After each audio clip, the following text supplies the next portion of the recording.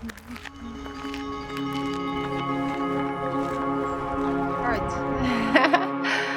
Hi, my name is Eskedar. I'm from Ethiopia and I live here in Vilnius for the past 13 years and a bit more.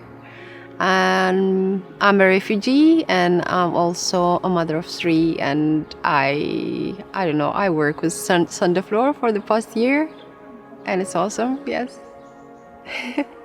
Well, my journey from Ethiopia to Lithuania it's been a long time, but I'm a political refugee, so that's basically how I got here. Yes. So after I finished my studies, I had to find a job, and I didn't speak a perfect Lithuanian language. Lithuanian language is one of the hardest in the world. I do speak several languages, but Lithuanian was the hardest to learn. So after I did my studies, I couldn't work as a finance specialist in a bank or something. So I have to figure out how I'm going to continue with my life. And I decided to open a business. So that was the first business I had was a boutique. I used to import clothes from Italy to Lithuania. And then it was harder and harder with kids to travel to Italy. So I got invited to teach in college.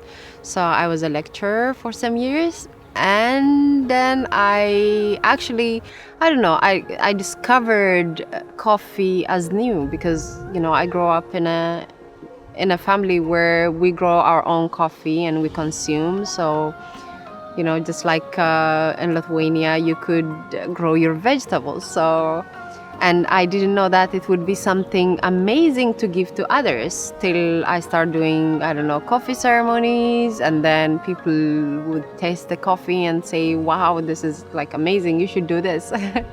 So I decided to start the coffee roastery. So now we have a very small roastery. We're a startup, a year old, but it's amazing. We're growing and we're focused in African coffee. So yeah, I do that. I think COVID touched every one of us in the world. For me, it wasn't the first time when I faced a challenge. So yeah, in business, yes, but in real life, I mean, I crossed Sahara and Mediterranean Sea, and I had to lose life somehow. So. COVID was a time when I had to slow down and spend more time with my kids than on business. So even if business was slow, but it was also a time to get back to myself. So the financial loss, I didn't take it as painful because it gave me a different, understanding of life, how we could stay in the woods with my kids in the village and, have a slow life. And everyone was in the same situation. All business had that challenge. So I was not the only one.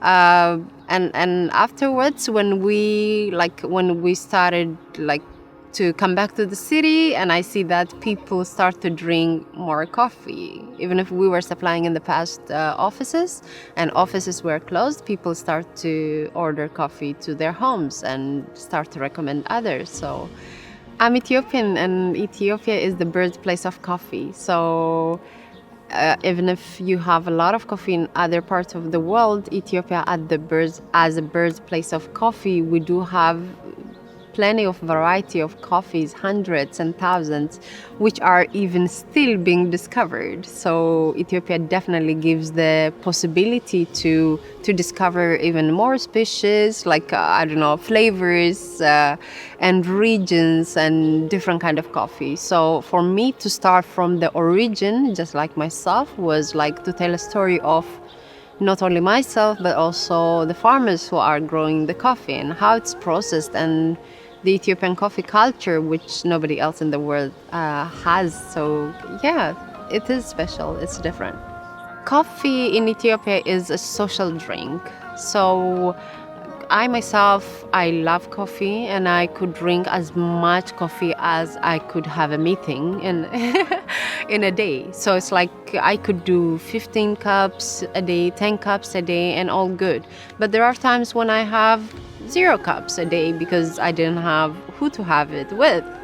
My kids are still small. I'm a single mom. So, I don't really have coffee alone.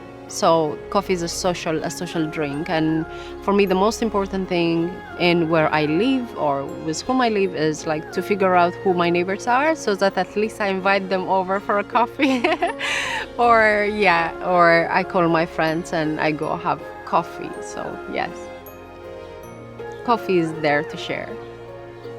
I think I found my place in the world. I think everyone is looking for their own corner, their own peaceful space. And for me and my family, Lithuania became home. And I have friends. I do what I love here, and I did my studies here, both bachelor and masters. So there was no need to move elsewhere, even if sometimes the winter is harsh here. But I do Wim Hof method, so I just love swimming in winters. I take ice bath, and I found a different kind of life, and a slow one, but something I enjoy. Yeah.